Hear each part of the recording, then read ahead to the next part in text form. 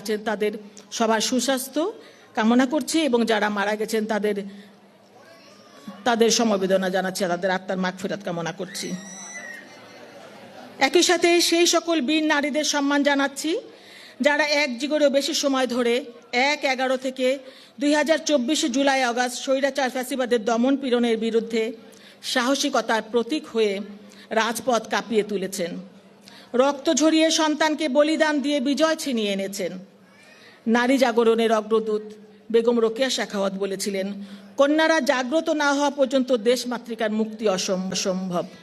তিনি বলেছিলেন, আমরা সমাজের অর্ধাঙ্গ, সুতরাং আমরা যদি ঘুমাইয়া থাকি সমাজ জাগ্রত হইবে কি রূপে। তার পথে অবিরাম যুদ্ধ করেছেন। আবার যারা অরাজনৈতিক হয়েও রাজপথে পানি খাবার সরবরাহ করেছেন এবং বিপ্লব বিজয় ইতিহাসের অংশ হয়েছেন। সন্তান রক্ত দেয় একদিন। বাংলাদেশের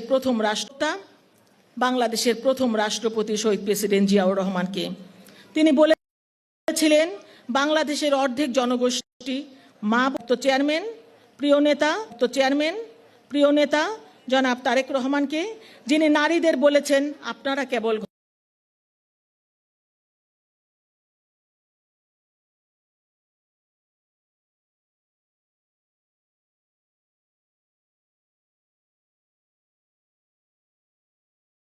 ঘরের আলো নন, আপনারাই জাতির পথ